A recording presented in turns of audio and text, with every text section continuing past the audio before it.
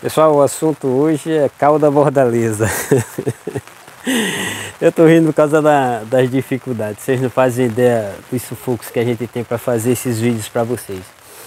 Meus planos era fazer aqui com vocês 20 litros. E aplicar aqui, mostrar direitinho, mas choveu a semana toda ontem Natal, ontem deu uma trégua, hoje voltou a chover, ó. Eu acredito que vocês estejam ouvindo os barulhos da chuva. E tem previsão de chuva aqui até quarta-feira.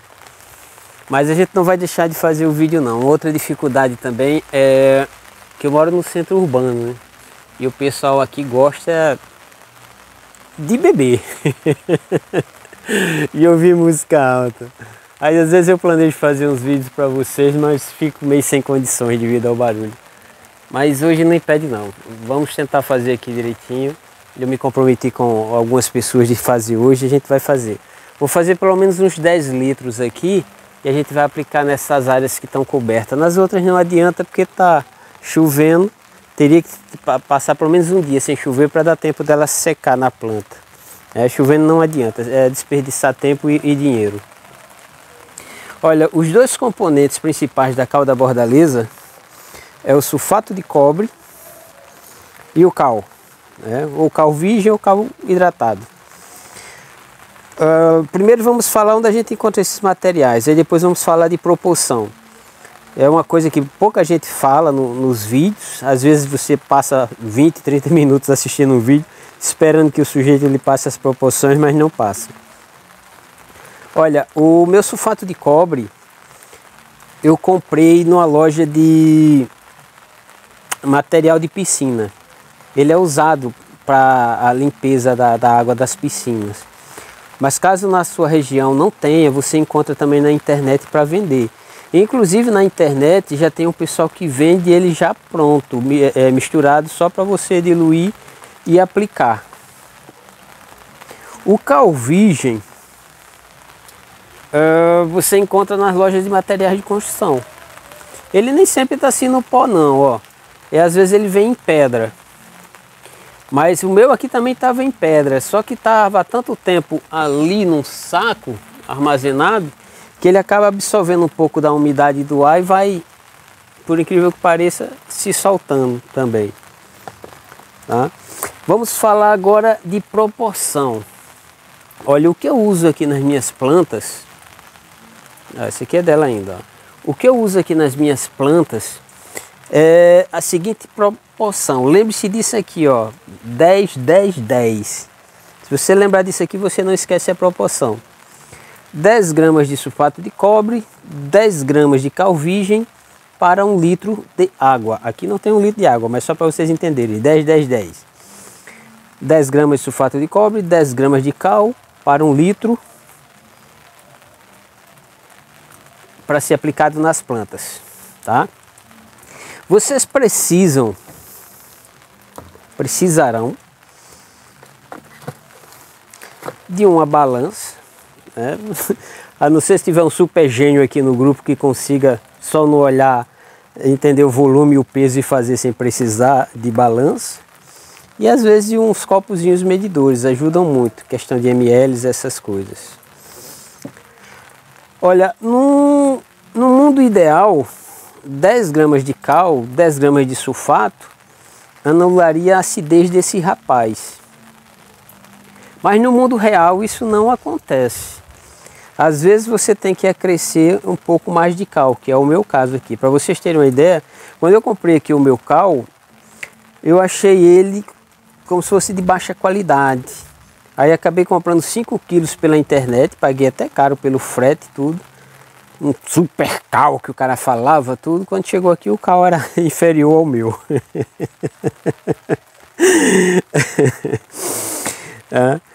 Então hoje eu sei a proporção. Se eu quiser para anular, para ele ficar neutro, vou já explicar isso para vocês. Para ele ficar neutro eu tenho que usar aqui 15 gramas para 1 litro, 10 gramas de sulfato de cobre, 15 gramas aqui. Mas eu vou explicar a vocês também como é que se faz isso, para saber quando ele está neutro ou não. Ó, uma outra coisa que vocês têm que saber também é o seguinte. Ó, tá vendo essas garrafas aqui, ó? Aqui é o cal. Vocês viram que ele assenta no fundo, né? Isso aqui é também interessante, que quando você fizer, que for aplicar, você tem que estar dando umas mexidazinhas nas suas bombas. A minha mocinha ali, ó, aquela mocinha que está ali, elétrica, ela tem uma vantagem. Ela fica borbulhando embaixo, então ele não consegue assentar. Mas se você for usar uma bombinha normal, alguma coisa, à medida que você for aplicando, balance ela, mexa, para evitar dele assentar no fundo, porque ele tende a assentar mesmo, tá? Vamos lá. Esse rapaz aqui, ele é muito ácido. E esse aqui é muito alcalino. Então você precisa unir os dois para deixar neutro, porque se ele for ácido demais, ele vai queimar as folhas. Tá? Então a gente tem que tirar a acidez dele. E a gente descobre isso com um testezinho bem simples, com um prego. Eu vou já fazer aqui para mostrar a vocês. Eu ia fazer 20 litros, mas vou fazer 10 litros para a gente aplicar. Tá? Aí quando eu estiver fazendo aqui, aí eu mostro a vocês como é que eu faço para saber quando ele está neutro. Daqui a pouco eu vou tirar as partes aqui para misturar e fazer isso para vocês verem. Ó, eles estando assim separados, não tem problema, pode ficar vários tempos. Ele estando assim, ó, diluído na água, o cal na água, o sulfato de cobre na água, também não tem problema, pode ficar vários tempos. Bota aí na sombra, vai ficar 1 mês, 2 meses, 3 meses, não tem problema. Mas a partir do momento que você preparou a mistura, você tem no máximo 2 dias para aplicar. Porque assim que você mistura, ele começa a sofrer reações químicas e vai sofrendo. E 2 dias após, ele tem feito uma reação química que já não é mais, não surtirá mais o efeito que a gente quer nas plantas. Então, ou seja, você pode diluir, mas só misture a quantidade que você for usar. E se você misturar e ainda tiver lá, você tem 2 dias para aplicar. Teve um pessoal que me perguntaram também se o que sobrar se pode diluir na água e colocar nas plantas. Pode. Vai até ajudar contra caramujo, lesme, essas coisas, porque elas não suportam o cobre. E vai também alimentar as plantas. Dilua bem, pode colocar que não tem problema não. Eu vou separar eles aqui para uma proporção de 1 litro, ou de 10 litros, para a gente misturar aqui e eu explicar a vocês como é que a gente descobre a questão do ponto neutro deles, tá? Para diminuir, tirar o problema da acidez. Hoje a gente já continua. Pessoal, vamos a algumas considerações aqui para vocês entenderem, tá certo? Nos vídeos por aí, quando você procura, geralmente o pessoal diz para você usar plástico ou madeira, mas nunca dizem por quê. O problema é que esses componentes, eles reagem. Esse aqui reage ao metal. Se você colocar numa panela de metal, ele vai ficar escuro. E o cal virgem, ele tende a esquentar. Quando ele é virgem, quando ele é bom, que você coloca água, ele esquenta. Você pode acabar se queimando numa panela de metal. Mas o maior problema mesmo, o conselho que se dá é por causa desse rapaz aqui. Porque reage muito ao metal. Tanto que eu só coloco ele na minha bomba, mesmo ela agitando embaixo, que eu falei para vocês que ela borbulha, eu só coloco quando eu tenho certeza que ele está neutro lá. Porque se eu colocar antes, o negócio pode dar errado. O que a gente vai fazer aqui, ó, a gente tem que ficar atento às proporções. 10, 10, 10. Vamos fazer 10 litros, né? Aqui tem 200 gramas, que seria para 20 litros, que eu falei para vocês. E aqui tem 200 gramas.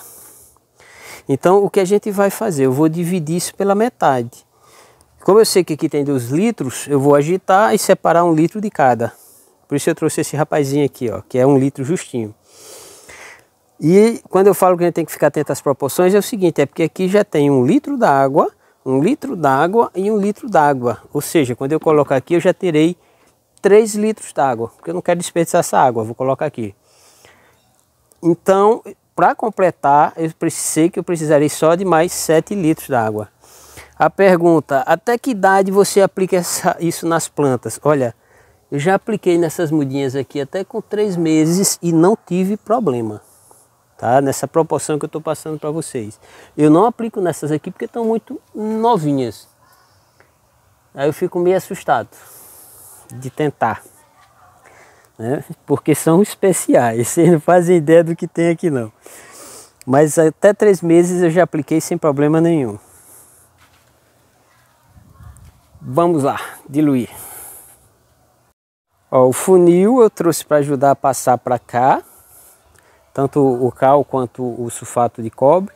E a peneira, porque o cal ele forma uma areia. Ó, você está vendo aqui embaixo? O que passar nessa peneira passaria na minha bomba. Mas mesmo assim, antes de colocar na bomba, eu ainda passo por um pano. Só por garantia. Tá? Eu utilizo muito esse pano aqui. Se você tiver, dá para ver as manchas. Quando eu for passar para aqui, vou passar para a peneira e depois esse aqui. E esse aqui, ó, é o teste que a gente vai fazer para descobrir quando ele está ácido ou já quando está neutro. Vocês vão achar legal. É bem simples isso aqui. Vocês não precisam gastar dinheiro com testes na internet nem produtos. Vocês vão ver que funciona e funciona muito bem isso aqui. Vou passar para aqui e depois a gente continua o vídeo. Uma outra coisa que eu quase esqueci. Eu já passei a água daqui.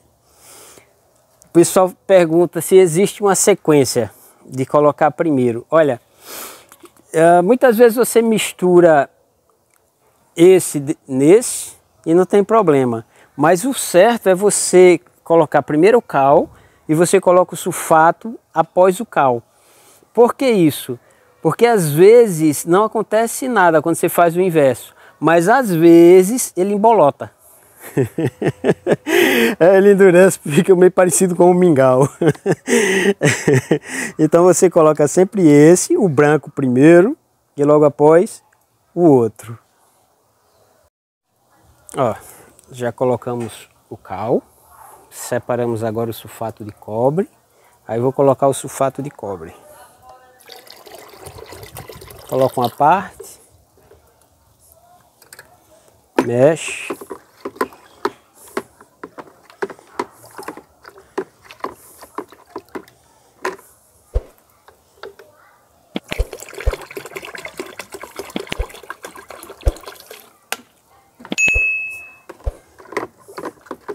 Mexe.